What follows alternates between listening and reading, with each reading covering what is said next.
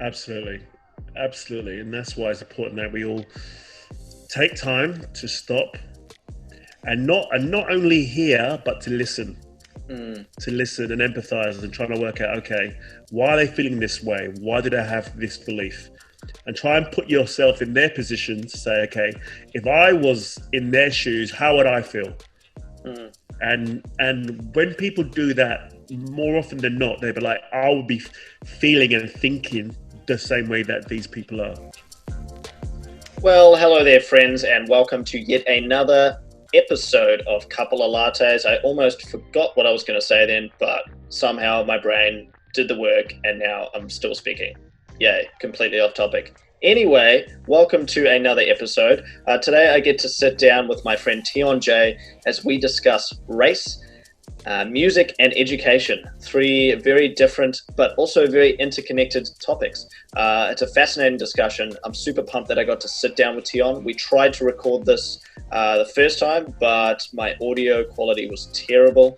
So we sat down for a second discussion, and in my opinion, this discussion was even better than the first, and I really, really enjoyed just openly having a conversation with Teon about some of the topics that like they're quite controversial and it's really hard to talk about or perceived to be hard to talk about. But as you can see and hear in this conversation, it's not hard to actually have these conversations. If you just go in with the mindset that you really want to understand someone's point of view, that you really want to educate yourself on a topic, instead of going in with the mindset of trying to be right all the time. But anyway, make up your own mind on this conversation. If you want to find Teon Jay on any of his platforms, I'm just going to link him in the description below. It's a really fascinating discussion. Teon is a radio host, a presenter, a DJ, an MC, and he's also a full-time teacher, which is crazy. Really love this discussion. Can't wait to have another one. Anyway, that's enough of me rambling on. Enjoy this podcast and make sure you subscribe, make sure you leave a 5-star rating, make sure you leave a review if you're using Apple Podcasts.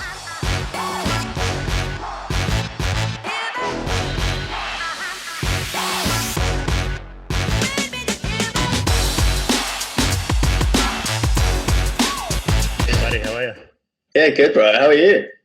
Good. I've got a new condenser mic. That looks badass.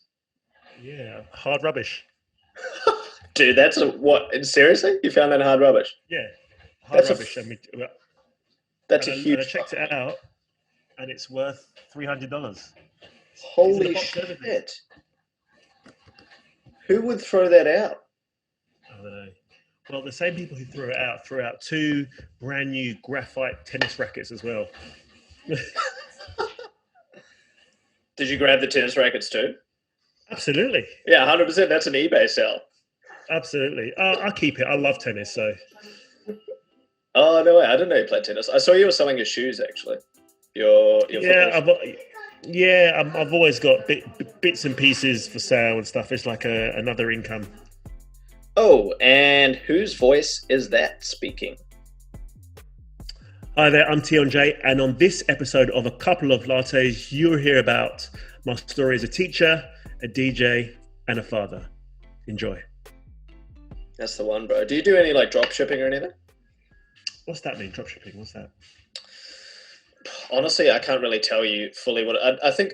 Essentially, the way it works is it's like setting up a store on Amazon, but you don't stock any of the inventory. It's stocked at the factories and the manufacturers. Okay.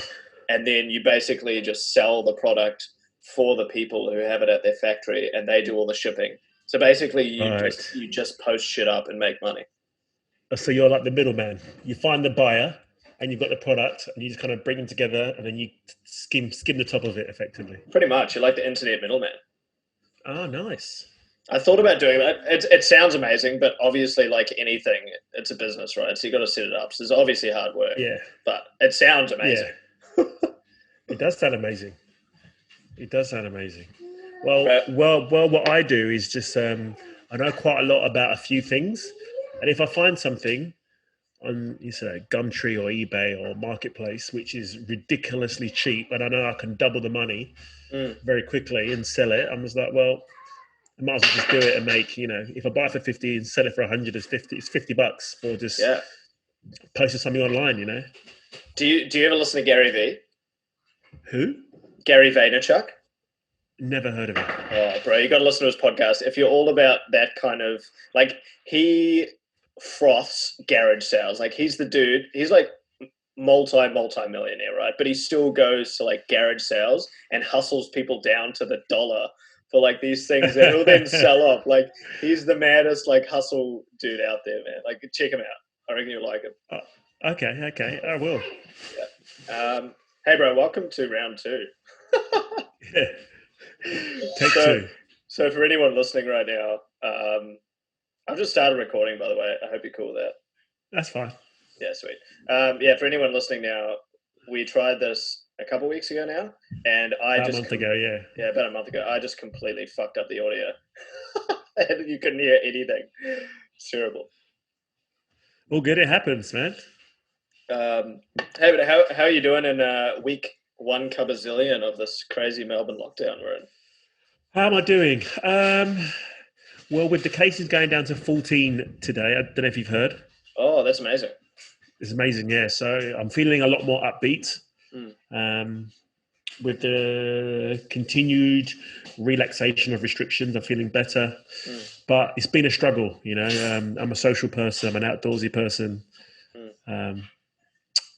So to be forced to stay in pretty much all the time, it's been tricky. I'm not going to lie. Yeah, 100% agree with that. I actually had probably this past week was the biggest struggles I reckon I've had mentally. Just that that feeling of just, have you seen the movie Groundhog Day where it just repeats over and over and over again? Yeah. I think I have years ago, but yeah, I know the saying. Yeah, like most mornings, my partner and I, we wake up and we're like, "What day is it today? What day is it? Was it a Tuesday? Oh, it feels like a Saturday. Oh, a Saturday. Oh, it feels like a Monday." You know, we just every day rolls into one because there's no real differentiation. There's no real weekend because the weekend's the same as the week. Yeah, so I mean, I know you relatively well now, Teon. So I know you're a musician and you teach health at school. Yep. So I've kind of pondered that for a while because I don't know many people who do, when you think about being a DJ and being someone who hosts a radio show and then at the same time being a health teacher at a school, they're quite polar opposite in a lot of ways, like the hours, the actual, I guess the fundamentals of what you do. So I'm kind of interested to know, how did you kind of fall into doing both? How does that work? How does it work? Well, how did I fall into becoming a teacher and a DJ, or how do I manage both? Both of those. So how did I become a teacher? Well, I played quite a high level of soccer/football in the UK, and I played the equivalent to state standard and professional. But my state coach pretty much said, "Teon, you'd become a good teacher because your manner, your temperament, your patience with people is very good." And that always stuck with me. And when soccer didn't really work out because I got quite a bad injury, because I'd done quite well at school, I was able to start a teaching degree, which I specialised in sport to help me with my rehab. And when I did get fit again, I could still continue to play soccer, which is the PE teacher route.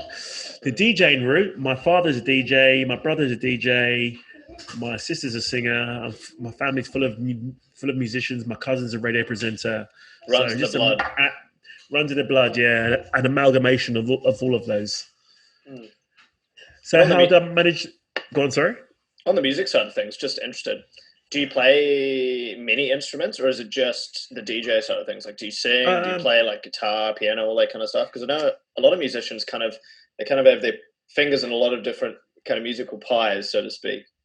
Yeah, I wouldn't call myself a musician per se, but I have learned how to play the clarinet, which means I can play the sax very briefly, to a very small level. I can play a dreet on the bums, play a beat on the drums if I have to. Yeah. But I wouldn't call myself a musician. What's kind of how do you define a musician, I guess? Because I would call you a musician. Well, maybe so. I suppose nowadays DJs are classed as musicians. I don't Mm. know how that works. We don't really make music.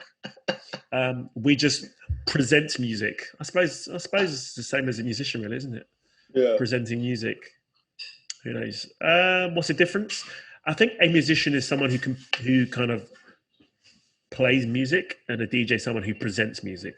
Mm. Obviously, Okay. a musician can present music as well, but Mm. they can't, fundamentally change the sound Yeah, true. and the music effectively. I guess, like you say, it can be both as well, right? Like, I don't know, Avicii, for example. This is obviously showing my musical knowledge when I say Avicii is my first DJ pick. He's a producer and he's a presenter, right? Yeah, of So he's a course, bit of yeah. both. Yeah. Yeah, I Uh, think if you present, you're more of a musician, but if you're just DJ, you're more of just a presenter of music. yeah. Makes sense. And I guess back to that original question, like, how do you balance being a teacher, which is like, I guess the hours are predominantly 9 to 5 ish, and then you've got your DJ lifestyle, which sometimes you're playing till what, like 3, 4 in the morning, right? When 5 in the morning, bars are open. yeah, Yeah. whenever, yeah. It's pretty straightforward to manage. Teachings in the day, in the week, on the Monday to Friday, and normally most gigs are on the weekend, Friday and Saturday. Um, I've got a supportive partner who helps me as well, Yep. which is very handy. But yeah, see, because of different times of the day and different times of the week, they don't really overlap. So it's not really an issue to manage the time. Mm, mm. Do you get like, does it kind of drain you sometimes? The hours you do? Um, Because you got a kid as well, right? Like, I've I got don't a know, people child, can hear yeah. in the background, like, you've got a kid, He's like, running that's around, yeah. that's a lot to manage. Yeah, as I said, I've got a supportive partner. My son, well, I try and leave for my gigs after he's asleep, Mm, and I'm a back before he's awake. And if he's mm, awake and he wants daddy, I'll wake up with him. So mm. I always make sure I've got energy to do that. So I'm well rested. If it means, let's say I have a gig at 10 p.m., my son sleeps at 7 p.m., I might have like an hour and a half nap, see, before I go to my gig. And after the gig, I come home, go straight to sleep, and I wake up with maybe, like 4 or 5 hours sleep, fresh enough to play with my son. That's how I manage it. That's amazing, bro. I want to take a moment to acknowledge you because, like, you make it sound really chill because that's your nature. But for a lot of people, they'd be cringing. They'd be like, "Ugh, 4 hours sleep, fuck." Well, it's management as well, isn't it? I mean, like, Mm, I'm quite good at knowing when I'm going to have some time. So I'm like, okay, in this time I need to have this to get this done. In that mm, time I need to get that done. mm, So I'm quite good at forward thinking, and then I work backwards from there. mm. So every Saturday I wake up with my son. So if I have a gig on a Friday, um, I make sure that I don't drink alcohol. I drink plenty of water, um, and I'm mentally ready as well to wake up with my son. Because if you're half asleep and your son's running around, it's the worst thing. You've got to be okay, guys. Oh, okay, son, we're up. We're doing this. We're going swimming. We're going to the park, and Mm, just do it. Yeah, I think that's there's some really good kind of nuggets of wisdom in there, Tion, because I guess for a lot of people, there's always that excuse like I don't have time, right? Like I don't have time to do my little passion projects on the side, or I don't have time to start my business, or I don't have time to start a family and do two Yeah, different things at once. Like you're someone who shows that, well, if you want it to happen, like you're kind of the one in charge, so just make it happen. absolutely. I'm not going to preach about all that stuff, but there's plenty of time in the day. Like Mm, for me at the moment, well, especially through lockdown, I'm waking up at 6 in the morning.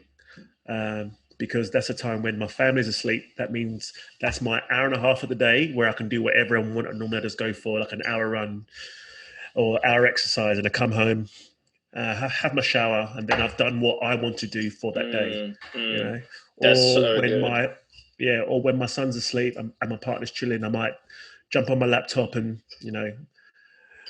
produce some music for an hour Mm, mm. at the end of the day. So there is time. It's just how much you want to do it, really. Yeah, I totally agree, bro. Like it's powerful having. I do the same. Obviously, I don't have kids, or I don't have a missus who's here anyway. She's in Brazil, so we're doing it long distance. So in that sense, I've got a lot more free time to do my thing. But that's so important, right? Like so many people end up amazingly, ridiculously stressed because they just don't give themselves a little bit of like personal time in the morning. Just Of waking course, up yeah, an you have to. hour earlier and doing something for yourself actually gives you so much more energy than Oh, sleeping it's in and amazing. diving It's straight amazing. into the shit, you know? Absolutely. I mean, like a few days I have slept in, and then just jumped onto Zoom and started to teach, and I feel terrible physically and mentally. Mm, But mm, when I wake up early, I do some yoga sometimes for maybe 20 minutes. I mm. do some vinyasa or what's the new one I'm doing? Salutations, sun salutations. It's like a yoga flow. Oh, yeah, yeah, yeah, yeah, yeah. Yeah, Yeah, I'm I wake remembering up that. and I'm wide awake, and I'm just like, okay, wow, I feel really good. Mm, mm. Obviously, I manage that with eating well, so I limit the amount of wheat I eat, the amount of dairy I drink, the amount of meat I eat. Um, yeah, and I just a lot of water, minimal caffeine, loads of Mm. fresh air, and sunlight as well. I try and stand outside for at least 20 minutes. Just Yeah. cook me, Take me now, son. burn me. Yeah, like this. Make me a prawn. Absolutely. So um, yeah, I'm no health guru or anything. Yes, I do teach health. I just know what works for me. mm, I know how I feel when I do certain things, and I know how I feel when I don't do certain things, mm, and I just try and do what makes me feel good. So 100%, man. I wanted to share a truth with you, actually. Last time we talked, so it's really interesting that we're kind of talking about this now, because last time we talked, I did exactly that. I had had a massive week, and I slept through my alarms, and I woke up around 9, and I think we'd scheduled for 10. And I don't know if you've noticed, but like my energy today versus what my energy was when we first talked is vastly different. Because this morning I woke up at 6 a.m. I did all my wow, shit. I got my exercise in. I was feeling good. But last time we talked, I was just like a fucking zombie, bro. So it's so true. And like you say, like neither of us are health gurus. You probably know a little bit more than me since you teach health, but it's the little things like go like smell the flowers, get some sunshine, go do a run. Like all those tiny little things like add yeah, up to a much greater feeling throughout the day. absolutely. But bro, I wanted to gravitate a little bit towards teaching. I'm really interested to know how, because I consider myself somewhat of a teacher. Like I used to do outdoor education with kids Oh, who are cool, sort of sick. 14. Yeah, yeah. I don't know if you Oh, knew that. nice. Um, No, I didn't. yeah, Well, so that.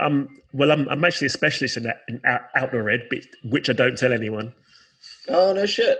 Oh, awesome, Yeah, dude. Maybe we can talk about that a little bit. But like, I used to take kids. I wasn't a teacher per se, but I used to work with schools, take kids out into the bush, do hiking, yeah, kayaking, whitewater kayaking, like all the stuff that kind of builds resilience and builds yep, self awareness and this kind of attachment to nature. And I really, really enjoyed it. And I found that by teaching, I personally got a lot out of it, and I personally learned more than by actually learning. You know what I mean? Like when you actually start yep. teaching things, you learn more about yourself and you learn from others. How Absolutely. how has teaching impacted you as a person? Um, how's it impact? Well, it's taught me some lessons like when I first thought to become a teacher, I thought I had to know everything. Mm, I had to be like one page ahead of every student, and then you realize there's some students who know more about certain things than you do, and it's not necessarily a bad thing. Um, I learned that when that happens, you can just flip it and just get the person who knows more about something to just share their experience. mm, Then when kids get a chance to share, they're more open to sharing, even if it's right or wrong. And then we can have an open talk or discussion about why something could be valid or not so valid. mm. And then we can just analyze and dissect things. And that's a powerful way of teaching. Yeah, I love that. I totally agree. Actually, I did a podcast on a friend of mine's show a little while ago about education, and that was one of the things that I'm really passionate about, which I've kind of seen from my own experience in the outdoor industry is when you actually get kids to teach each other and have these Yep. conversations together, uh, they learn about the wrongs and the rights and the barriers and the boundaries, but Yeah. then it also tends to be more ingrained as opposed to like a kid sitting at a desk and just like, Being told. yeah, Yeah. like, dude, that I never learned that way. Like, I dropped out of school when I was 16 because I was like, fuck this, I'm out. Yeah, that's very common. That's very common. And nowadays, funnily enough, everything in education, not everything, the big push is now is about collaboration and Mm, people working together to find, the correct answer or the common goal or working towards a common goal together. And that's just through talking about people's experiences and using everyone's strengths. So in my last school, I taught at, they had projects where they would group like five people sit together. One was a talker, one was a music person, one was a graphics person, one mm, was a written, like a guy who can write stuff really well, and one person was a good leader. So they all had different traits which were pulled together on purpose to come up with it could be like a video or a media presentation they had to do. Do you know what So that if they got any kind of like definitive results out of that in comparison to Oh, it's what you massive. Yeah, normally yeah, do? loads. You can look it up yourself. It's called project-based learning or PBL. Project-based learning. Yeah, I'll put that in the show notes as well. yeah.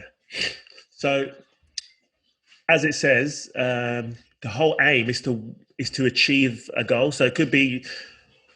Let's. I'll tell you one that I actually planned. Two years into my education with PBL or project-based learning. The project-based was what was it? It was how can we create?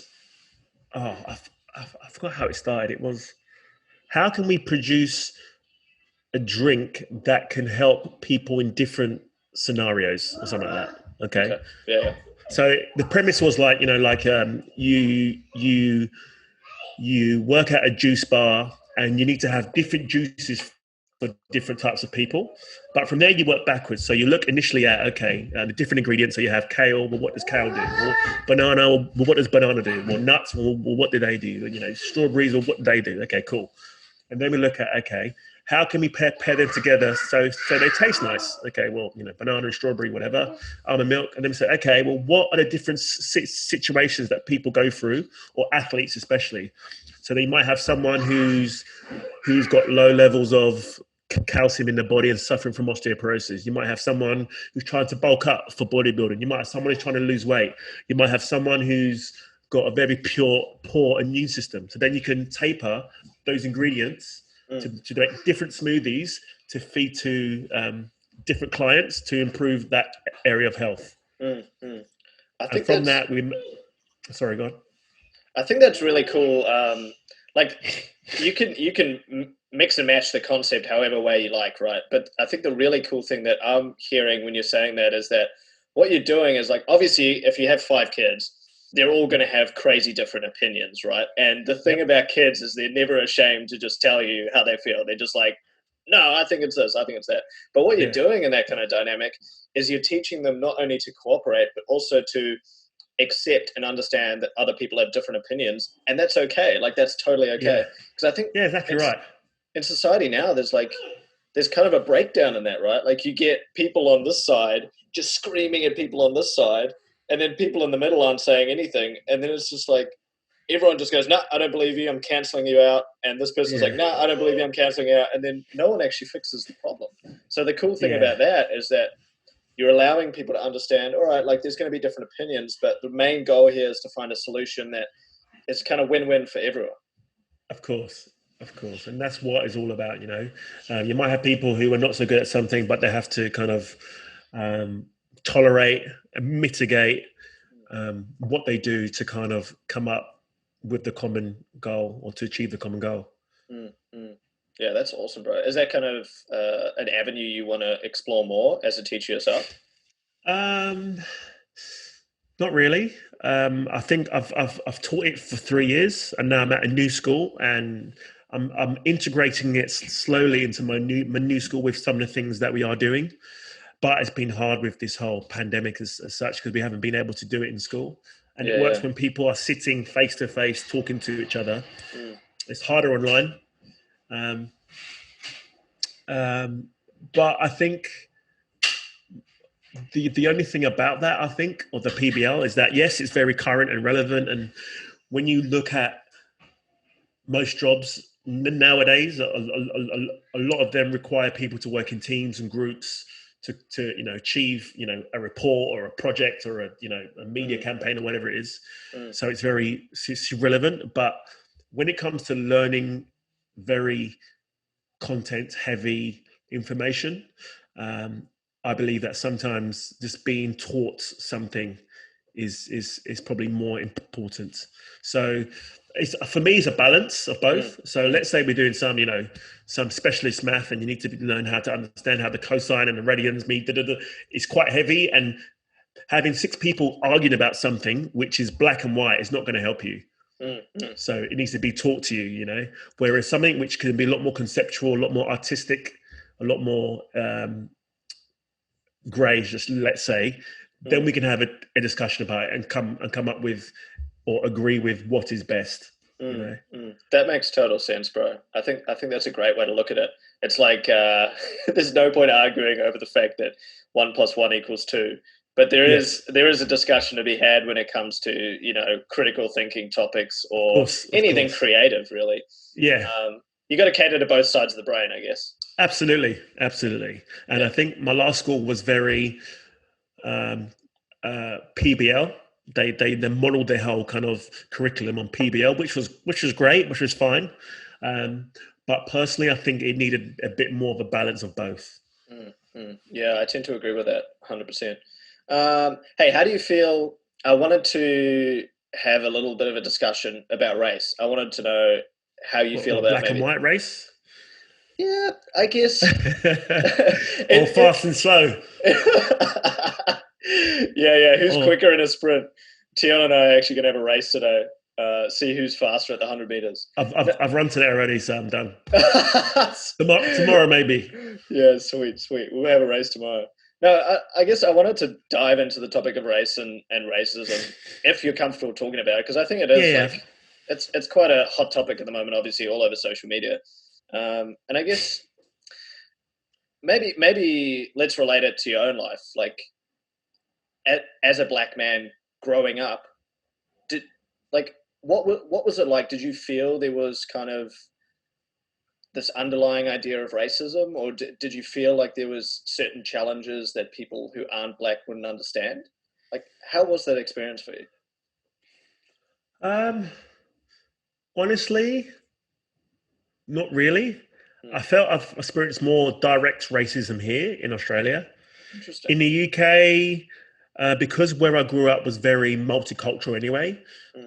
um, Where were you everyone in was London? used to black in Crystal Palace, Crystal Palace, which yeah. is yeah, which is down south, which is like on the border of Lambeth, Southwark, Croydon, and Bromley, I think. Hmm. So where I was, it was very multicultural. So there was black people, and there was white people, and there was Chinese, and there was Indian, and there was Jews, and there was Arabs and everything. So there wasn't much racism. I would say direct racism towards me. Hmm. So did I experience any? I don't know, because maybe because I was in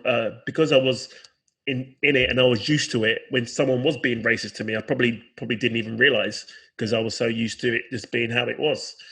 Um, but since coming to Australia, I've noticed a lot more direct racism. Hmm. Um, In what way? well, one conversation I had was we was talking about the Olympics, Hmm. I think, and I was like, what was it, AFL? I think it's AFL, and I think I was going to AFL. I was like, I love AFL. It's a great game. It's so pure. You kick, you catch, you run, tackles or whatever. But I said I don't like it because there's too many injuries, like knees and shoulders and concussions, Hmm. and the guy was like, well, if you don't like it, go back to where you come from. I was like, what? And this was coming from a white guy, and I was like, actually, you're not from here anyway. Are you indigenous? He went, no. I was like, well, you're not from here anyway. I was like, okay, this conversation's over. Yeah. Wow. Do you think Yeah, do you do you think some of that in Australia is because you mentioned you grew up in a place which was kind of like a melting pot of loads of different cultures? And I think like I had the privilege, my brother and I, when we were kids, like we grew up all over the world, like Mozambique, South Africa. South Africa yeah, had many problems with race, as you probably know. We yeah. also grew up in Portugal, Spain, and like I've traveled a bunch, so I feel like I kind of know different people. So I understand a bit more about culture than someone, say, who's lived their entire life in Australia, which is maybe they've lived their entire life in Queensland, for example, which is like Yeah. predominantly white Australian. Do you think that kind of feeds an ignorance of people? And it's not so much that they're trying deliberately to be an asshole. They're just like completely ignorant to the idea that they might be being racist. Or do you think it's worse than that? I think it is just ignorance, and there's a saying, you can't be what you can't see. And if you don't go anywhere different, you're only going to know what you know. Mm, So you're a product of your surroundings. So if you increase the size of your environment, then you will be a more rounded person. So I know some people have never left Australia, for example, and they're like, oh, why would you go there? It stinks. I'm like, well, how do you know? You've never been there. Oh, I've seen on TV, I've seen on whatever, Fox News, or I was like, yeah. unless you go, you don't know. Yes, you have a prejudgment, a prejudice from what you've seen on TV, but unless you go, you don't know. Mm, Like, mm, I've been to South Africa and everyone's like, oh, were you attacked? Was it dangerous? I was like, no. And like, I'm not saying it's not dangerous, but in my experience, when I went there, it was fine. Yes, I've yeah. heard about the HIV and the carjackings and the shootings and all that kind of stuff. But from being there for over a week, I experienced none of that whatsoever. Mm, mm, mm. Yeah, 100% agree, man. I guess on the topic of prejudice as well, I think one of the other things I notice is like really ignorant people, whether they're trying to be ignorant or they just have no idea, they get really offended when you call them out on something that is prejudice. Like they almost feel like they're not prejudiced, right? Like I'm not prejudiced, I'm not racist, but in reality, all of us are prejudiced. Like all of us, like no matter what we try and do, like we're going to be prejudiced in some way. And I think a lot of the times the ability to be like, oh, okay, like shit, like I actually don't know about this topic, or I actually don't understand this. I've been a little bit prejudiced right now is incredibly powerful because then you open yourself up to learning about something that you don't understand. What do you think about that? Yeah, and you're right. A lot of people believe that they are right, which is what most people do. Like if you say something, then you wholeheartedly believe that you are correct, and to hear someone say you are wrong um, doesn't sit well with a lot of people. So when I approach that, I kind of say, okay, well, why do you think that? Mm, I say, mm, why do you think blacks are this or whites are this or this is this or that is that? I was like, well, why do you think that? And I try and understand why they think that way. mm, And mm, then once you unpick why they think that way, then you can kind of almost sometimes agree with them because you'll be like, oh, actually, I didn't think of it like that, or mm, or then I might say, okay, have you thought about it like this? Or from my experience, I've seen it like this. So then that's coming back to the understanding or the concept we spoke about before about um, having two sides at each other. But if you kind of find the common ground and just talk about it and mm, share your experiences, then you say, oh, actually, I didn't think of it like that. Or, oh, I will consider that next time I say something. mm, And mm, I've had people call me darky or blacky, and I'm like, personally, I don't care if you call me a monkey. You know why? Because I'm not a monkey. If you call me, a giraffe, I'm not a giraffe. So right now, if you call me something that I'm not, technically you're lying. So I don't care. I mm, see it as just a mm, lies. But I would say if you go somewhere else and say that to someone, expect for them to not take it as well as I am and start a fight with you. And the mm, reason why is because that is seen as a racial stereotype or racially derogatory. And a lot of people are very angry about being called that from the last 100 years. So if you do say that to someone, be prepared to be punched. And yeah, I put it as 100%. I put it as simple as that. So I try and educate them about why it's not so good to say something in a calm manner. It takes a lot to get me angry, but if they want to call me a darky, I'm like, well, I'd rather you didn't, and this is the reasons why. But yeah, that's Mm, what it mm. is. Yeah, I think that's incredibly mature of you, Tion, to be able to do that. And I can imagine, and I know from experience that most people would take serious offense to some of those terms that you used before. And I guess like what you said about the why, asking people why, that's so powerful, bro. And I feel like, yeah, like you said, this need to be right all the time is kind of getting in the way of understanding each other. Like if you were to approach it like you just said there, like if someone said something that completely went against everything I believed in, by asking why, I might actually be able to correct myself on a lot of wrongs that I've believed for so long. But Of course. also at the same time, I might be able to be like, oh, so that's why you believe this due to this and this and this. Hey, have you ever thought about this and this and this? And then you're having a discussion and not just a yelling match. Yeah, of course. And if you ask that question why and listen and empathize, then you'd be like, okay, well, if I was in your situation, I would feel exactly as you do. Mm, For example, this whole, Black Lives Matter things, a lot of people who are not black are like, okay, if I saw black people being shot for no reason or killed in front of people for no reason, I would be as angry as you are. mm, And they're trying to, so they're understanding the why. mm, mm. That's really powerful, bro. Because once you understand the reason behind the anger and the reason behind someone's emotional reaction to something, then you can actually start coming up with solutions, right? You can actually start diving into the real problem, which, like the situation happening over in America right now is a perfect example of that because for a lot of those people, this is probably just the breaking point. It's probably been an issue for a really long time, right? Like there's probably issues with like they don't have enough money to live a life that's as good as people they see in other communities, or they've been kind of left out of an education system for so long that this little like I guess spark has ignited an anger that's been brewing for so long. Absolutely. And a lot of people I've seen, I haven't spoken to anyone. I've spoken to maybe one person in America.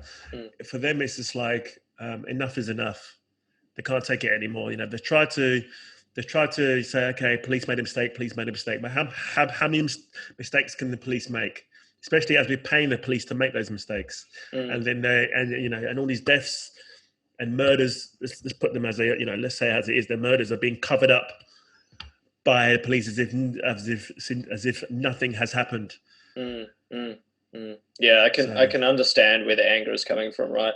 And it would be so good if more people were able to have these kind of conversations, right, and understand more about a situation, and then maybe the right solutions can be made instead of just reactions all the time, just react, react, react. Like, what's that going to achieve? Like the more reaction you have and the less proactive action you take, like the worse the problem's going to get, right?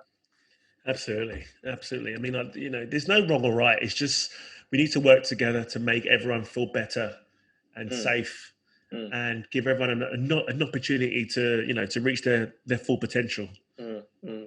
Well, let's hope our conversation probably won't change the minds of politicians and bigwigs in America, but let's hope more conversations like this happen. Like Joe Rogan's a good example, like podcasts that are that big and they have these in-depth conversations. Like I heard one with Tim Ferriss and Jamie Foxx the other day, which was Okay, like really powerful. And like, I don't know if you follow a lot of Jamie Foxx's stuff, but I think as a human being, like he's a really quite an incredible person. Jamie Foxx is like my hero, man. Yeah, bro. I really He's love my him. hero because Yeah, he can act, he can sing, he's yeah. funny, he's charismatic. He Mm, reminds me of my dad as well, mm. so much. He's Um, super intelligent too. Like when hearing him yeah, he's talk to very Tim intelligent. Ferriss, I was like, "Fuck, dude! Like you're like so much more intelligent than I've given you credit for." Like obviously I knew he was intelligent, but like hearing him discuss really deep topics, I'm like, "Whoa, okay."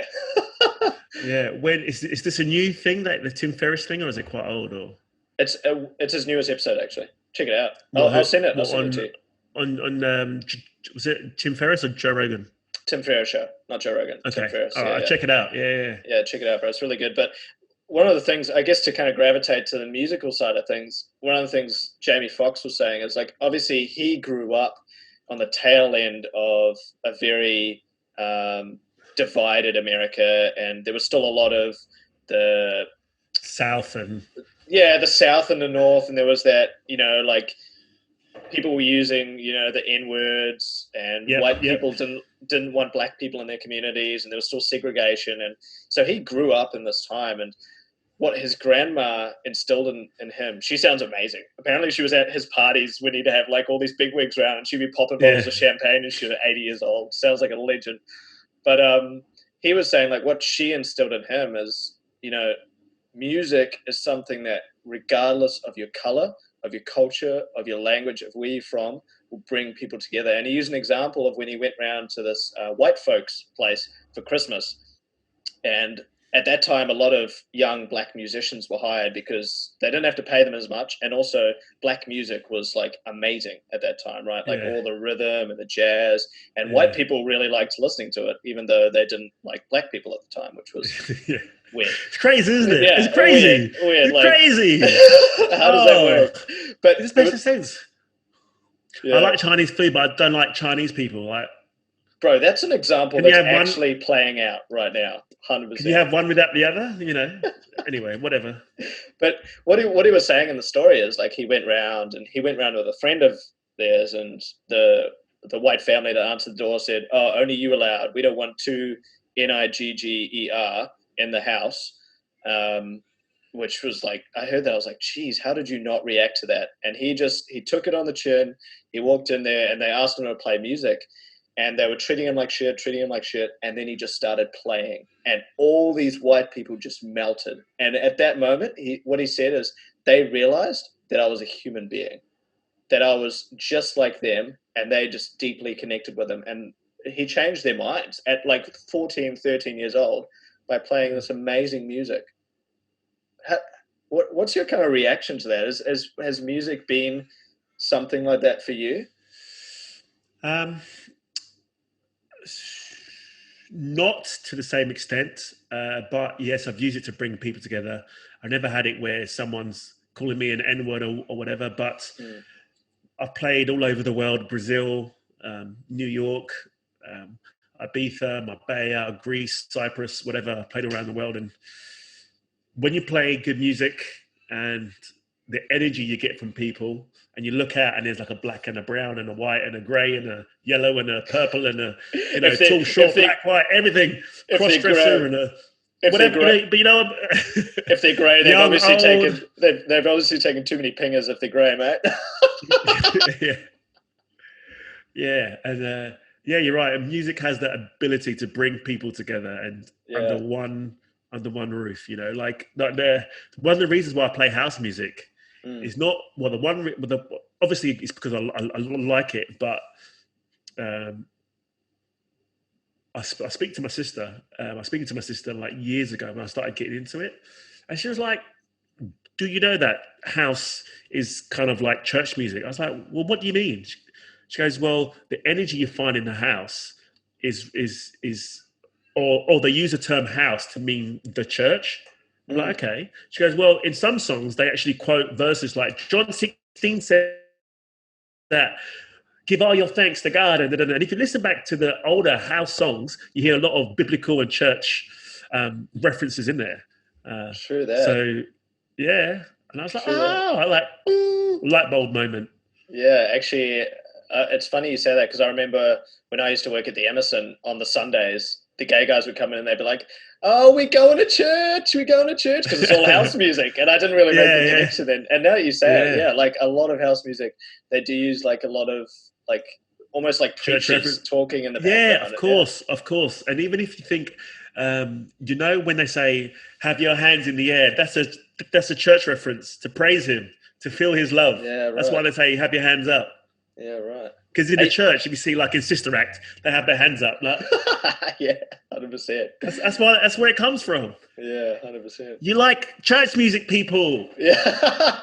Listen to more house music if you're religious. Listen to my house music. Take it to church. Yeah, actually, because you host your own radio show, which my brother went on a little while ago. He killed it, man. That a little bit. Yeah, Let's talk about your show. Shout out to Carlo. Was so good. He was so good. I didn't want to stop for the ad break, but I was like, I have to stop for the ad breaks. It's part of my my things I have to do, you know, Yeah, my yeah. requirements to maintain the show. I had to stop, and he was like, "You're right." I was like, "Yeah, cool." Ad break, come back again, played it, and killed it. And after, my face was like, sending me messages on Instagram and Mixcloud and Facebook, just loving him. Like, yeah, the energy, the mood, and he just nailed it. He just Yeah, nailed yeah. it. But I knew he would anyway. Mm. But to be honest, I didn't know he would to that extent. Yeah, well done, Paolo. I hope you're Killed listening it, to this. killed it, Yeah. absolutely killed it. I'm so proud of him. And Shout out to Paolo. I'll make sure he listens to this one. But about the radio show, like for you personally, is that something like you really enjoy? Do you get paid for that? Like I don't actually know.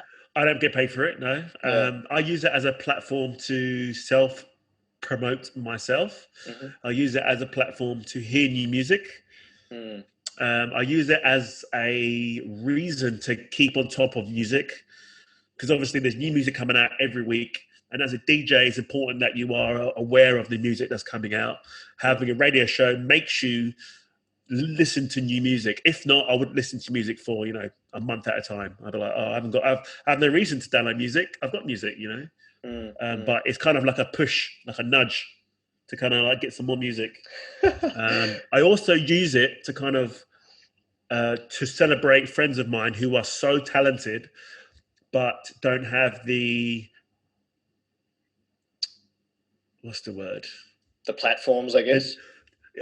Maybe the get up and go to kind of go and push themselves to promote themselves. So as a friend, I'm like, say, come on, come do a mix. You don't have to talk. I'm gonna ask you your name and where you're from, and then you can just mix, and then I'll just promote you that way. So, and if people want to have a conversation, they can have a chat, and we can, have a chat about life and music and how they got into it. But it's just my way to kind of promote people and music that I really think is really good. I really appreciate.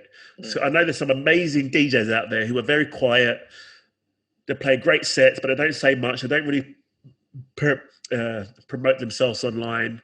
They don't have a website. They don't have like a Facebook page. I'm like, the people need to hear you play. So I'll get them on. I allow them to play an hour, and I give them a copy of the mix, and then they can do whatever they want with it. And at least I've done my bit to get their music out because I really appreciate it. I think that's really cool what you're doing. I think creatives, just in general, whether they're musicians or something else, tend to like keep their stuff pretty hidden, right? Like there's always that kind of shyness amongst creators where they feel like, oh, like what if people hate my stuff, or what if I'm Yeah, not as exactly good right. as people Exactly say? right. Yeah. It's exactly right. And you find that no disrespect to DJs or anything like that, but you find that the really good ones you don't really hear about, and the ones that are really well known, they're not as good as some of the little unknown organic DJs who've been playing in the basement for like 25 years. They can mix on vinyl and play amazing music, and they're playing all these songs that you have never heard before. You've never heard before. And the people who are trying to get to play music that you would have never heard before.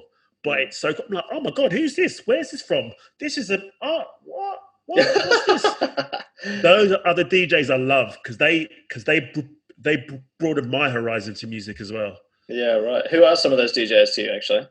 I can pop them in the show notes too. Okay. DJs who I really respect, people like Hoops from Melbourne. Hoops, he's from Melbourne. His music's really good. People like creatively, people like Adam Trace. He scratches house music. And if you ask me a question about house music, he'll just jump into a wormhole and take you somewhere around the world. You're like, whoa, I never knew where this song came from. There's people like DJ Rufio. He's an R&B DJ, yeah. For me personally, with him, I love the way he loves and he dances to every song. And I find that very infectious, that he's really living in the moment and loving the music. So they're just like three of my favorites in Melbourne anyway. Yeah, awesome. I'll make sure I put those in the show notes. Actually, just recently, I think the episode will come out after you. But do you know Jamie Val? Yes, Jamie Bell. Yeah. Yeah. So I just had I recently did a podcast with him. It was on a totally different topic, actually, OCD and anxiety. But we talked a little bit about music, and his two picks were Rufus and this other guy. It was like some German guy. But like the way it's cool to hear like two musicians slash DJs with slightly like different picks, but still the same kind of feeling, which is like for him it was he picked those people because he could feel they were really putting their emotion and they were storytelling while they were Yeah. playing music. And Yeah. you can tell that with a really good artist, in my limited opinion on music. The really good ones are the ones that you can feel their emotion and their energy and there's like a story behind it. As Yeah. opposed to like you're saying, the ones that tend to be really big, there's no real story. It's just like a catchy tune, or they might be really good at marketing themselves. Would you kind of agree with that? Um, yes and no. Obviously, with those people who market themselves really well, they all can mix. They're all good DJs. They tell their own story. Mm, I probably don't align myself with their story as much. I like a bit more like I grew up. Well, I first started to DJ um, soul and R&B mm, like back in the late '80s, like Soul for Real and Horace Brown and mm. people like who would remember Montel Jordan and all that kind of this is how we do and like Yeah. all that kind of like funky stuff, like Yeah. almost like from the Fresh Prince of Bel Air, so that kind of Yeah, like that yeah, New Jack Swing kind of stuff, you know. yeah, yeah, Um, so I like that kind of that soul-y kind of rhythm, that soul kind of groove, those yeah. kind of soul kind of riffs. Those are the riffs and sounds that get me going. So Mm, mm. for I somebody guess, who didn't grow up with that, they probably align themselves with a lot more of a harder groove or harder sound because that's mm. what they grew up with. I guess the thing that really sets like the amazing musicians apart from like, not to say like other musicians, like you say, other musicians and DJs who have done well marketing themselves, they're still amazing and they could do stuff that I could never even hope to do. But the ones that like, yeah, like I said, like there's like you're doing then, like I just wanted to Yeah, dance, even though I've got terrible yeah. dance moves, like I felt it, like it's and you, Yeah. and you can see Woo! that, right? Like Avicii's an example that I would reference. Like when you look at his Yeah, documentary, like how he was so in the music, like so much so that reality almost disappeared for him. yeah. And I don't know, actually, I listened to another podcast a while back now with Andre 3000, and Oh yeah, he's incredible, right? And he was talking about how for him, he would get so engrossed in the music that he would just completely disconnect from reality, and it almost became a problem for him. Like he was severely depressed when he wasn't playing music, when he wasn't creating sound. He just couldn't connect with reality. So I guess that's the dark side of it, right? Is a lot of these incredibly talented musicians, if they're not doing that side of themselves, if they're not being that creative, they almost can't connect with reality. Have you kind of encountered that as a DJ yourself? um, in life, I have most Mm, definitely. You find that people who are really good at something are normally very anal and very obsessive. They got OCD, like the Michael Jordans of the world, the Cristiano Ronaldos. They wake up and train it. They train all day, then go training, then come home and train. mm, They mm, just live it and breathe it, which is fantastic. Each to their own. I don't like to personally do that. mm, Hence why I'm not as a big DJ or a big soccer player. I like a bit more balance in my life mm, mm, because I feel that makes me more rounded mm, mm, personally. But each to their own. As I said, there's no right or wrong. There's just different ways of doing it. mm, mm, Um, so yeah, you do find that creatives and people who are very good at something, they live and breathe that one thing day in and day out. mm, They dedicate their life and their soul and their time and their money and their energy into it, becoming as best as they can be and being the best. mm, So when they are not doing that, it's almost like, okay, well, what do I do now with my time that I didn't have when I'm used to just doing everything all the time? mm, And mm. when you realize, okay, let's speak to someone. Oh, I don't really have many friends because all my friends don't talk to me because I'm normally too busy to talk to them in the first place. So, you know, yeah, that's what happens. Yeah. So unless you have a friend who does what you do, um, but then if you're talking to someone who does what you do, you're normally going to talk about what you're doing anyway. Because then you're probably going to be working anyway. So, you know, yeah, it's an Yeah. interesting one. Yeah, that is right. I think we talked about this a little bit last time we chatted, and I guess another example would be someone like Phelps, for example. Like incredible athlete, and probably has motivated and inspired so many people to pursue their own strengths. But his story is another one, like your Michael Jordans and your Andre 3000s, where when he stopped doing the one thing he knew how to do really, really fucking well, he fell into a deep fucking hole of depression, right? And he's talked openly about this. It's incredible that he has, because, like you say, his whole identity was attached to being the greatest Olympian swimmer and the greatest Olympian of all time. Yeah. And so when that ended, he was like, shit, who am I? Like, what makes me me? If I'm not swimming, if I'm not winning gold medals, which like I Yeah. can't do for the rest of my life, who am I? So what you brought up then about balance, I mean, like you said, like I think it's important to have those people, but it's also like being one of those people is like it brings its own set of challenges, right? Because Of like you're course. Of gonna have to course. face that. You're gonna have to face that depression, that darkness. Of course, but that's one of the things that you need to do to become the best that the best there ever was or there ever will be. That level of sacrifice and dedication. So if it's tennis, you might start playing tennis at the age of 6, training twice a day for until the age of 36. It's a 30-year career in tennis. But Mm, to get to the heights, the very, very top, that is a level of dedication that you need. The only problem is, and we spoke about this in the last podcast, is that if you have a bad day doing that one thing that you spend your whole life doing or put your whole time and energy in doing, you're going to have a bad day in life. mm, But if you have other things, other baskets, other things that you divert your energy to, or you share your energy with, if you have a bad day in, say, your tennis, but you play the violin on the weekends or the violin in your spare time, then you can go play the violin and get some kind of happiness from playing your violin. mm, So mm, so you can share your energy, share your interests. But yeah, I think it's very important. Well, for me, it's important to have different things that you do. So if one's not going very well, then you can divert your attention to other things to kind of bring you joy and happiness mm, and lift your mood. mm, Um, and then you can go back and work on your thing once you clear your head by doing something else. mm. Yeah, I agree.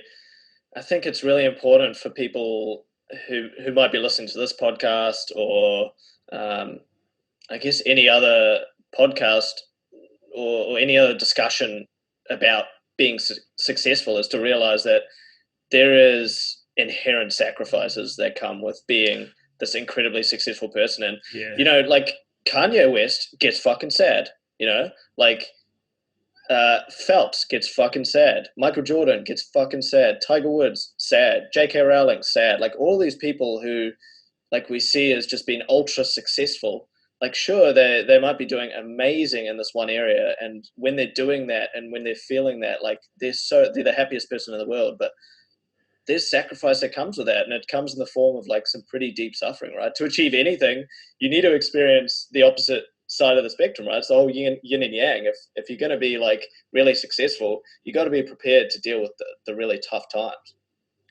yeah, absolutely. It's yeah. I honestly don't know how they do it. Mm, Obviously, sacrifice and will. mm, Um, but you need to think about it as well. Like if you become really good at something, life changes for you as well. So if you can imagine Michael Jordan walking down Times Square in New York, he's going to get mobbed. He probably could never do that ever, mm, ever. mm, Like as a mere mortal, he can't do that. mm, Is it something that he would want to do? Who knows? But going to the supermarket and buying some bread, he probably could never do that. He just mm. gets mobbed. Yeah, right. So however, financially, he probably his kids and his kids' kids and his kids' kids will never have to work again. Mm, Um, he set himself and his family up for life. He's still making loads of money. He's still recognized around the world. He probably doesn't pay for a thing. Um, but again, it's, there's pros and cons to everything. It I just guess it, depends if you're willing to sacrifice all that. mm, I guess it comes down to what you were talking about before, when we were talking about race and racism and that kind of topic was like that idea of asking why.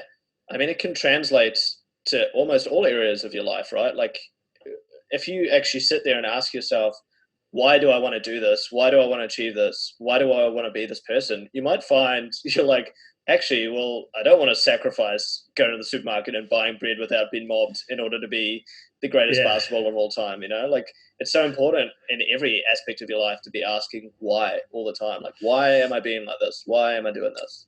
yeah. I think with things like that, people sportingly and musically, they want to be the best. And once they are the best for a period of time, then it's like, now what? Mm, Now what? Now what do you do? yeah. I've been the best for 10 years. Like I've met Hussein Bolt a few times, and he's always said, I want it to be the greatest. Okay, you're the greatest track athlete, sprinter of all time ever. You know, now what? I mean, he's Mm, happy doing his things, whatever. But he can't just walk down the street. When he comes to Australia, he's mobbed everywhere he goes. mm, mm, But things like the mobbing of the supermarket and everywhere he goes, he gets just photographed and stuff. That's probably something he didn't really factor into what he was doing. It's kind of mm, like secondary to his fame, mm, mm. and his success. True that. He probably just started off as a kid thinking like, how can I? Because I don't know his full story, but I'm assuming he didn't come from great wealth. He probably started doing what he was doing as a way of like, oh, okay, like I might be able to do this to support my family, or I might be able to do this as a career, instead of doing what other people. And you were talking about Usain Bolt before, yeah? I Yep, didn't hear you fully. Yeah, yeah. So instead of what other people like, there's a lot of poverty in Jamaica, right? Like maybe he saw what other yep, people were doing and going, well, this might be my way out. And I guess that comes down to that realization that as much as you sit down and you ask yourself why and you plan things out and you try and understand yourself, there's always going to be mistakes that get made, and there's always going to be things that you just never expect come and smack you in the face in life.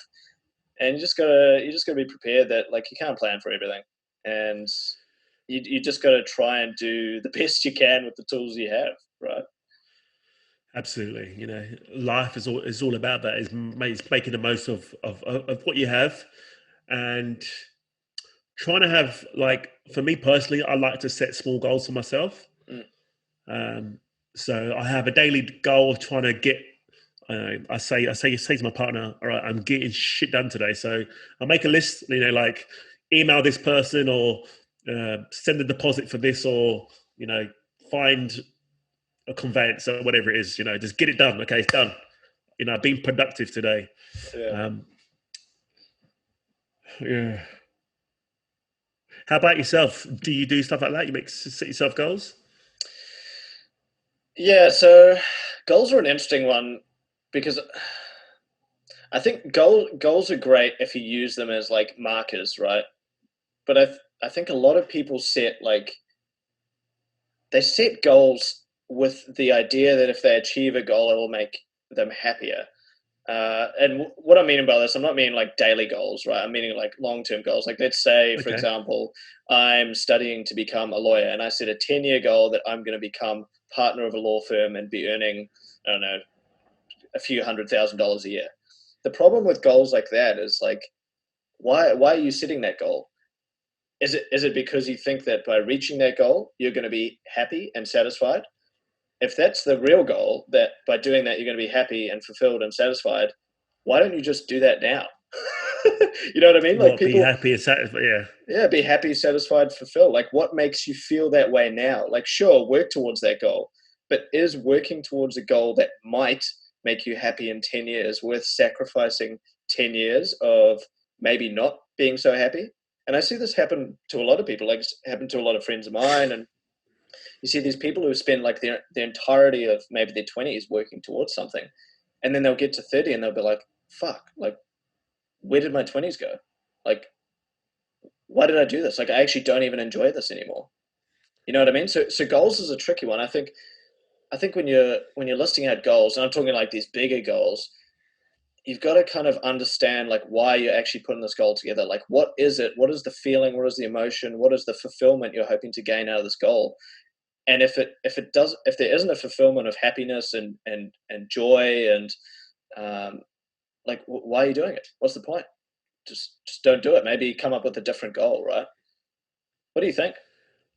Oh, that's a deep question, isn't it? Well, it goes back to what makes you happy, isn't it? Like, Yeah. it make it, is having a coffee and going for a walk every day going to make you happy? For some people, yes, it is. Mm, But is that something that's going to make you happy every day? That's another question. I mm, can't answer that question.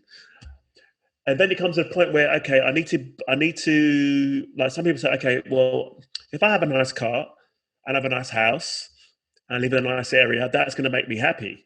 So, okay, what is the means to get in to the things that are going to make me happy? Who knows? mm. Um, that's such a deep question. I For th- I, me, for me personally, I try and always do things that make me happy. If not, I'm just like, well, why am I doing it? mm, You know. mm, mm, So it could be, uh, let's go to this place for a vacation. Oh, I'll give you an example. My partner loves going to a winery. I'm mm. like, okay. I don't like going to wineries for one day because I don't see the point because someone's got to drive. So I can't. So it's I the two. can't It's an drink, hour drive. man. Yeah, it's a 2 hour drive. It's an hour drive there. You can go there. You're going to have 1.5 glasses of wine. Then someone's got to drive back. So you go there for dinner and a glass of wine. I don't see the point in that, but it makes her happy. So making her happy. If she's happy, she's going to be nicer to me. Mm, It's making me happy. Cool. However, if I had the choice to go, I wouldn't go because going to winery is not going to make me happy directly. That mm, makes no sense to me mm, for those reasons. So it just depends on how you get your happiness. Is it directly or indirect? mm, mm. Happy wife, easy life, they say. True that. I can't attest to that yet, but when I eventually get married, I'm sure I'll understand what you're talking about. I'm not married yet. Oh, I didn't realize you were married. Not yet. Not yet. Are you going to get married? Who knows? Who Yeah. knows? It's a bit of paper, really, As isn't it? I think,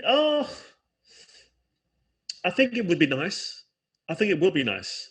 But I think if I get married, I spoke to my partner about it. It's going to be very uh, untraditional or not traditional. It's going to be a party, literally a party. It's going to be obviously ceremony, first dance, and then there's going to have a DJs and music and dancing and loads of food and like a buffet. It's going to be no kind of sit down 3 course meal for $200 a head. Hell no! It's going to be it's going to be like they've got the Hennessy, the rum, the vodka, the champagne, the wine. Help yourself, free pouring, go get drink, kids dancing. There's going to be food being brought out every couple of hours. Yeah, Some yeah, nice, like some Caribbean food and some, whatever. Just very, very open. yeah, It's going to be more like a house party, but dressed up as opposed yeah. to a wedding, very formal. Yeah, I like that. I like that. So you said Caribbean. Is that your background? Caribbean? I'm Caribbean, yes. Yeah, no shit. Whereabouts? So my father's from St. Vincent, and Uh-huh. my mother's family's from Jamaica. Yeah, wow, dude, that's Half awesome. half Jamaican, half Cuban. Mate, so you realistically, you could probably have a race with Usain Bolt, right? It's like it's that genetic, that Jamaican thing. Personally, no. I'm overweight at the moment, believe it or not. I can only see the top Uh, half. I know. But I used to be fast, and I just stopped. Mm, I just got lazy, I think. I'm very flat footed. I think that's my problem. mm, mm. Very Is it flat like footed. it must be like some sort of genetic aspect to it, right? Because like so many amazing sprinters come out of Jamaica. Like, do you think it's just the Yeah. genetic side of things, or do you think it's like a cultural thing as well? Both. Mm, Like in Kenya. So in Kenya and true. Ethiopia, they're at high altitude, Mm, which is the geography. mm, Plus, they have to travel long distances to get anywhere, so they run. So they're mm, training by going to school. They're training by going to the shops. They're mm, training by mm, going mm, to church, whatever it is. mm, in Jamaica, being black, well, being from, well, most people in Jamaica and the Caribbean come from like the West Africa, like the Ivory Coast, mm. Nigeria, Ghana, Mm. and they naturally have high levels of fast twitch fibers. That's it, yeah. Um, so when they have their offspring, they have fast twitch fibers. Plus, again, they have to. I think in some areas, they have to run quite a lot to get to places, Mm. but they go. It's not as fast, so they go faster. Mm. So because of the culture and the environment, they're used to running a lot, which is their Mm. training. So yeah, they get you. They get used to sprinting. Yeah, I guess it's a combination of the two, right? Like there is that genetic Yeah, element, and then there's also that cultural, that environmental, like you're talking absolutely. about there. Yeah. Um, Plus, you find out. See, before Jamaica was so good, it was America, mm, but a lot of the slaves went from Africa to America mm, as well. mm, Plus, they worked on the plantations, picking cotton and making rail lines, so mm. they got physically bigger and stronger as well. Yeah, true. So the genetics got enhanced almost by Enhanced, the yeah, yeah. situation, as Well, bad that's as the that theory situation anyway. Yeah, was. Yeah, yeah, yeah. So they're training and they're getting big and muscly. They're eating lean foods, raw foods. yeah, yeah. Plus, they would eat a lot of offcuts. Mm, So they had to cook food for a very long time. Hence why uh, America or the Black American has that type of food because mm, they wasn't given the best of the food, so they mm, had to get like the offcuts and stew it down mm. for very long periods of time to make it tender and palatable. Yeah, actually, I remember having food when I was in New Orleans and just being like, "This Yes, is amazing." Because, like, they were, like you say, like they had to figure out ways to make it taste good because they got yes, literally the shit end of the stick when it came to the yes, offcuts and all that. yes, yes, yes. Yeah, And then they cook it for like 6 hours with loads of seasonings in big pots. yeah. Man, I had a crazy fucking time in New Orleans, bro. Like, I don't think I remember about 70% of my time there because, Wow, dude, it pure rum, was, just rum, dude, rum and rum, rum and rum, cocaine. I met this guy there, and no shit, he saved his number on my phone as Batman, and he was calling me Robin the whole time I was in New Orleans, and he was just feeding me cocaine. I was just like 19, 20-year-old kid in New Orleans on Bourbon Street, just going absolutely ham. This is why I just have no memory, basically, of the place. I was there for 3 days. I think I remember maybe half a day. wow, wow. Crazy, dude. Anyway, And that's was there a lot of poverty there? definitely, yeah. It was still pretty soon after the hurricane went through, Yeah, um, and you could see the damage, and you could see the effect that had predominantly on the black community, because like a lot of the projects and a lot of the I guess what is commonly referred to as like the hood, right? Like the housing areas that weren't that well looked after, weren't that well policed, weren't that well funded, were the ones that unfortunately got the worst hit. So yeah, like the poverty there was quite sad, and there was certain areas you'd go to which had just been completely abandoned. wow. Yeah, so it was pretty eye opening actually to see. And then I mean you've got the other end of the stick, like the French Quarter and then Bourbon Street, where it's like just a constant non-stop party. It's this crazy vibe, right? And I guess a similar one would be like you've been to Brazil, right? Like Rio, for example, you get like the amazing, amazing like beaches, Copacabana, and like there's lots of wealth there. And then literally around the corner is this huge fucking favela. It's the same kind of vibe, Yeah, right? In New Orleans was like you'd have this amazing wealth and all these people partying and having a good time, and then you'd go a kilometer away and it would just be like these abandoned projects basically, and people who were living on the street because their houses were destroyed by the hurricane, and no one wanted to help them. yeah. It's terrible, isn't it? Mm, mm. It's a shame there's such inequality in such a small distance. So when I went to New York, when did I go to New York? About 2007, I think I went there. Oh yeah, around the financial Um, crisis. maybe just before 2006, seven.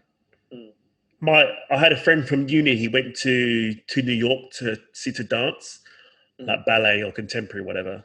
mm, She goes, "Come." I was like, I was single, living on my own, had my car, and I was like, okay. So I booked a flight and went.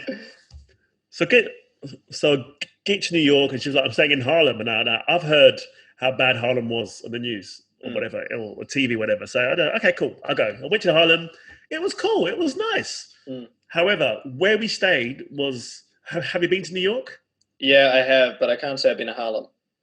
All right. So basically, you got Manhattan, which is like the rich part, the white part, and you literally cross the road, and there's Harlem, the top of Central Park. So where we stayed, you come out, you to look left, you can see Central Park. Yeah, Now right. Okay, around so I've been Manhattan, close. yeah, you're literally so around Manhattan. The taxis are what color? New Yellow. York, yellow. In Harlem, they're black. Wow, They're that's black. random. Yeah. Why? Well, don't know. I was like, wow.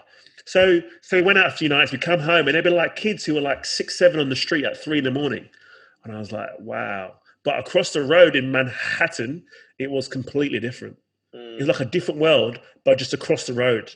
And that's when I saw the level of the level of inequality so close. Because you know that like how in the US people stay in their blocks, they stay in their area, they don't really cross the boundaries as such. I was so shocked, so shocked. Yeah, In that's eye shot as well, you can see the difference. Like just over there is like rich white folk in Central Park with their dogs and riding their bikes and running and stuff.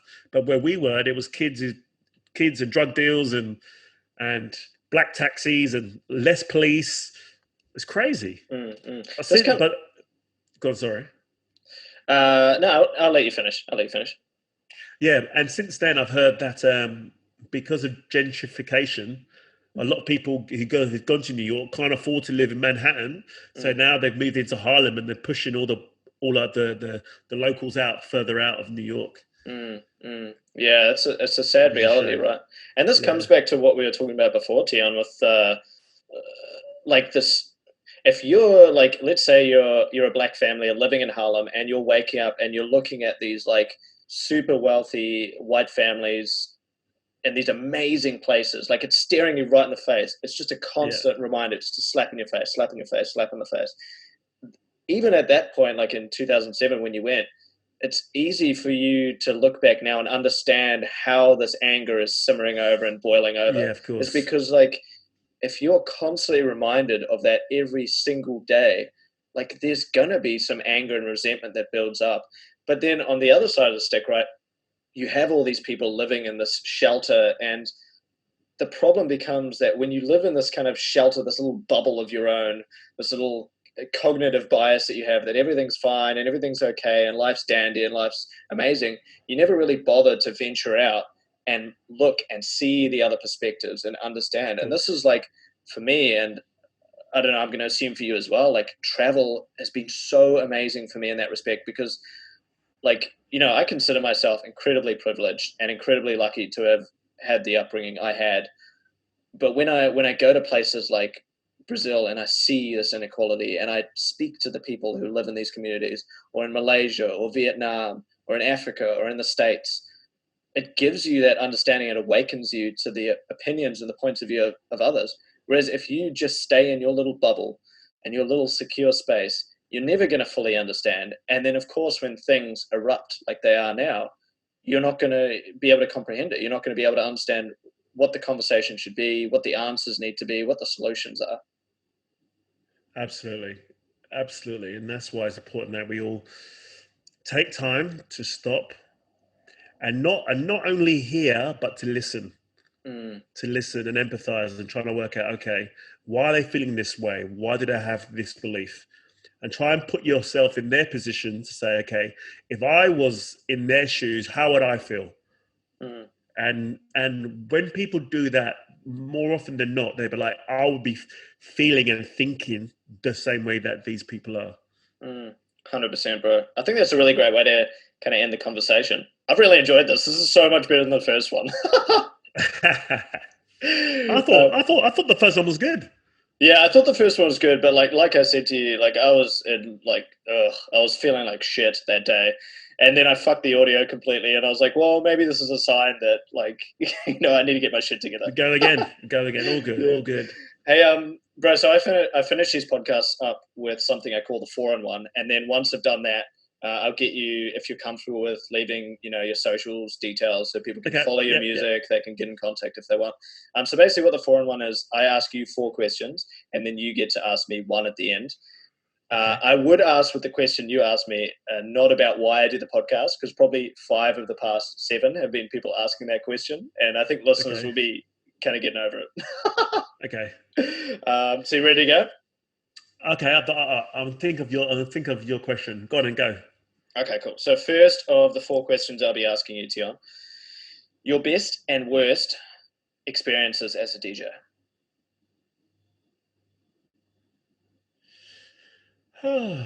Worst. Worst experience as a DJ. Well, I've had a few. I've done a wedding where, um, when I was DJing, um, and to be fair, I wasn't really prepared for the wedding. I like to be super organized, and I was kind of like chasing shadows, effectively trying to catch up. Anyway, so get to the wedding.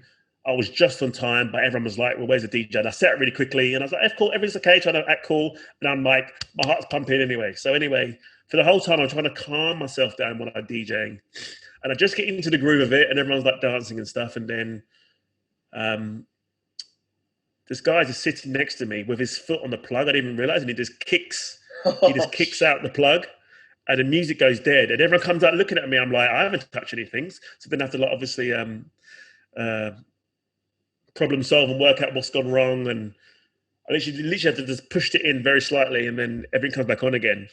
But everyone looked at me as it's my fault, and I was like, well, he had his foot on the socket. Like, who does that anyway? But my worst one, best one, best one. I've had a few, but I will say playing at St Kilda Fest.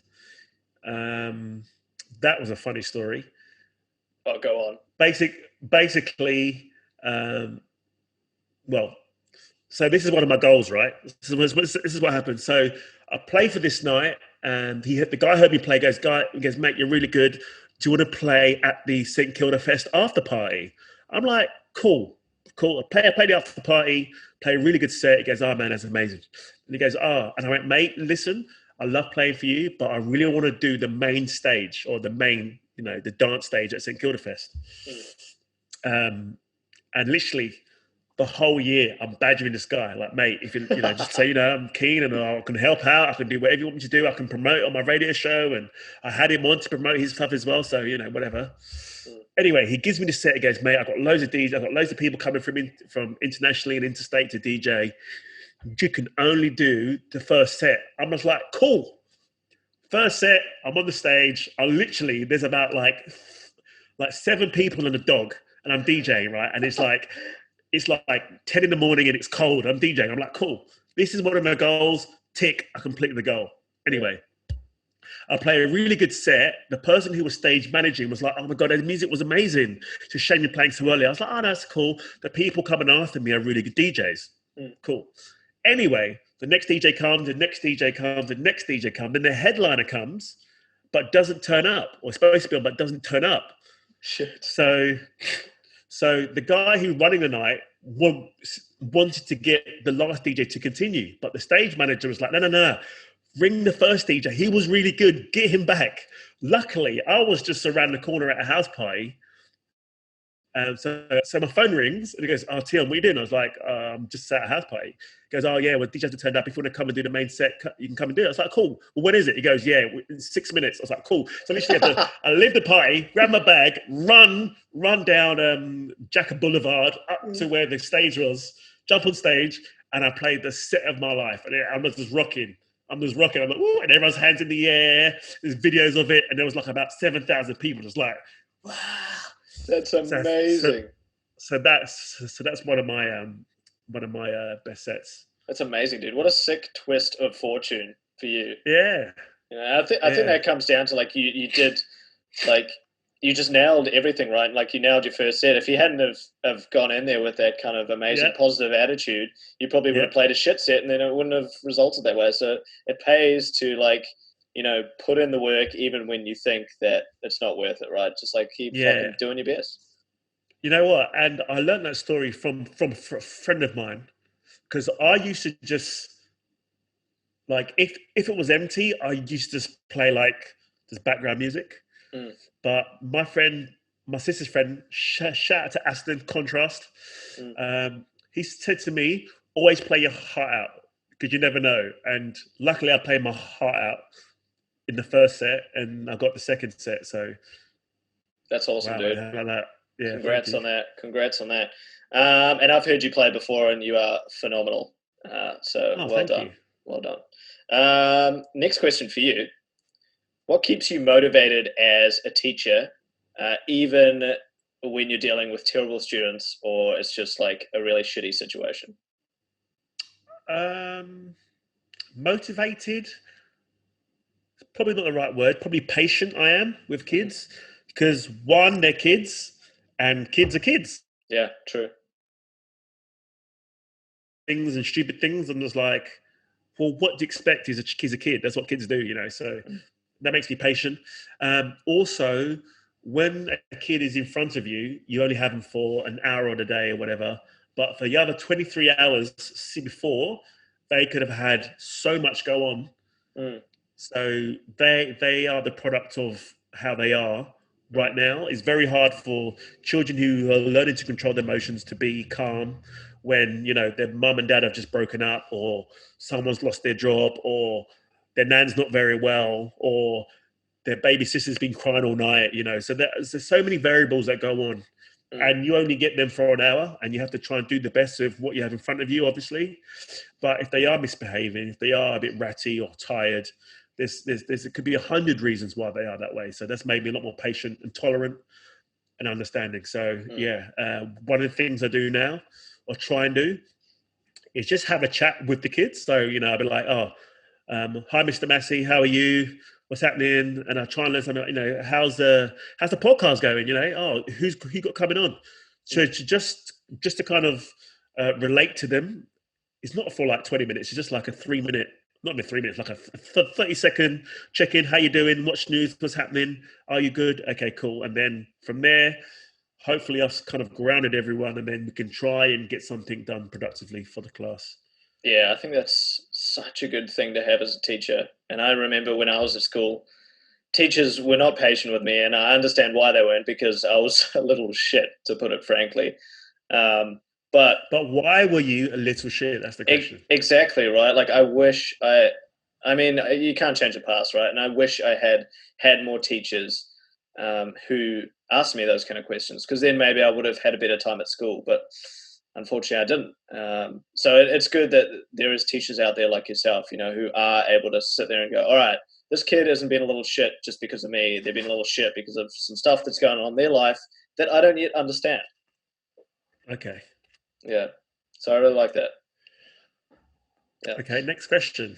Next question for you, bro. Okay, so this one's a bit of a funny one. You have to be this person. So think of like Freaky Friday, the movie, um, or the song by Chris Brown. Yeah. So you have to be this person for the rest of your life, and you only have these two choices. It's either Ed Sheeran or Cardi B. Who do you choose? Ed Sheeran, I think. Why? Um, Apart from the fact he's a boy and you're a boy. why Ed Sheeran? Because Ed Sheeran slept on Jamie Foxx's couch. True, actually, I heard that in the podcast too. He Yeah, I did, didn't know that. yeah. Yeah. Yeah. And Jamie Foxx, sorry, and Ed Sheeran is one of those. He doesn't have the face for entertainment. Let's be honest. He's not the best looking bloke in the world, Mm. but just through pure talent and his voice, um, he's made a household name. So props to Ed Sheeran. Yeah, I totally agree, man. Cool. All right. You get a question Is for that me, three or bro. is that 3 or 4? Is that That's 3? four. That was four. Oh, okay. Oh, Okay. no. No, no, no. That was three. You're right. The last Okay. one. How has having a son changed your life? Wow.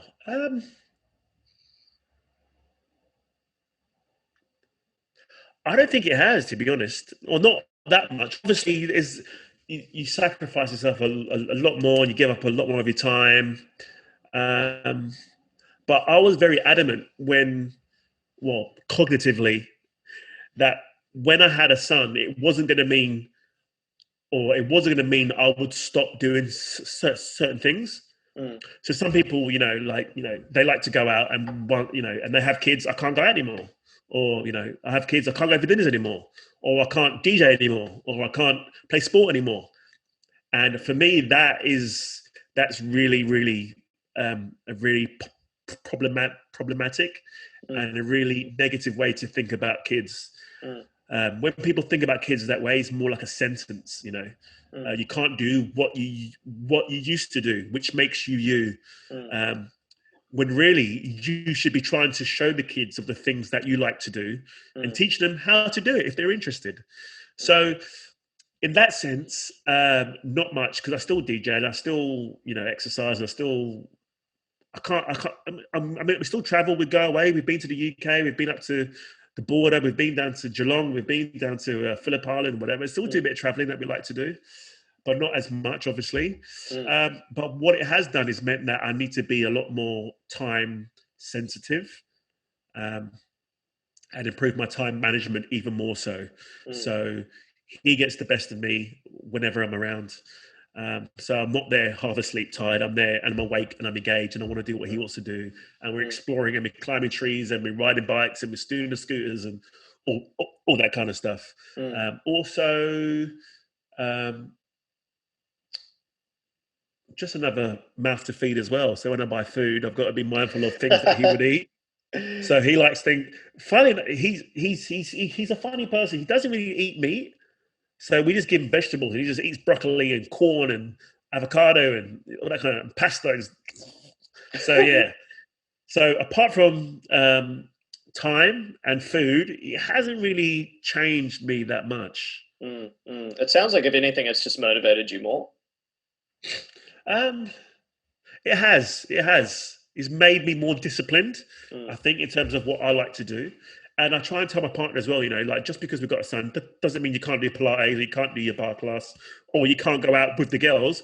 Go out with the girls. That's very important. Go out and do what you want to do, you like to do. Go out, get drunk.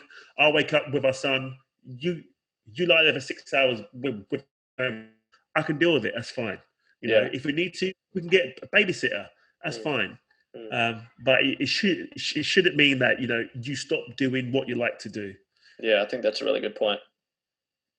Cool, bro. You got a question for me? All right, I've changed it. I was going to ask you about your tattoos, but now I want to ask you why you were a little shit at school.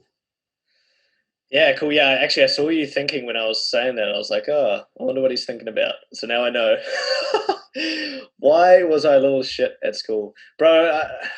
I mean, I think it's super nuanced, the answer, but I think I was a product in part of my upbringing. Like, my brother and I, we were both, I would say, little shits at school, and I think a lot of it was to do with the fact that we didn't have a father really present much at all during our childhood. Like, we had our father wasn't the greatest person in the world, and he had circumstances and his own personal situations that led him to become the person he was. But it resulted in my brother and I not really getting that kind of discipline that we needed. And my mum did an amazing job, but there's only so much you can do as a single mum who's struggling to, keep food on the table and keep you clothed. So I think that's the reason why we were the way we were at school. But also, that's why we become who we are today. And yeah, I mean, I'm happy I kind of went through those experiences because it made me who I am today. So you think because of the lack of your father, that made you an irritated kid, you think? Yeah, I think it was, yeah, the lack of any sort of like strong male role models in my life as a younger child meant I played up at school almost because I was craving that kind of like, I think it was because, yeah, I was craving some sort of attention from a male figure because I didn't really have that as a kid. I'd say that would be the right answer. Okay, cool. Cool, Sorry man. if I've opened up any feelings or anything. No, not at all, bro. I am an open book. I'm happy to talk about all of the shit, and I think it's a really valuable thing to do, especially as men. We suck at it generally. Absolutely, we do. Yeah. Anyway, bro. So let's kind of wrap up with, if people are listening to this and they're like, you know what, I really want to follow Teon's music, or Check me out, follow me, like me. Yeah. Where can they do that? Where can they do all that good stuff? If they type in on Facebook, Twitter, Instagram, Teon Jay, Teon space Jay, you find me on Mixcloud as well under that Teon Jay. Loads of mixes. I've got about 300 on there. Some radio shows, some guest mixes. I've got Paolo's on there as well. Yes, you can check that one out. Teon Jay, Teon Jay, Facebook, Twitter, Instagram. Awesome. And I'll put all of those in the show notes if people want to link to it a little bit easier. Sick, bro. Well, thank you so much. It's been a fucking awesome conversation. So thanks for coming on. Thank you for having me. Anytime. Well, thanks for tuning in, guys. I hope you got a ton out of that conversation. I know I definitely did. It's so good to have discussions with Teon, and I find the dialogue is always so open, so accepting, and there's always kind of that element of just trying to learn something new. So I really enjoyed hearing all about music, hearing all about how he balances his life being a DJ, a presenter, a host, but then also a full-time teacher. And I really enjoyed the fact that we were able to dive a little bit into race, into prejudice, and have just an open conversation so that we can understand more individually. And hopefully by listening to our conversation, you guys were able to understand a little bit more yourself and maybe ask a few more important questions in your own life. Anyway, anything that we talked about leaving in the show notes will be in the show notes, as well as all of Teon's details. Feel free to reach out to him, send him a message, or just send him some feedback. Much love to each and every one of you. If you do want to get in contact with me, best way is through Instagram at Couple of Lattes, and enjoy your day.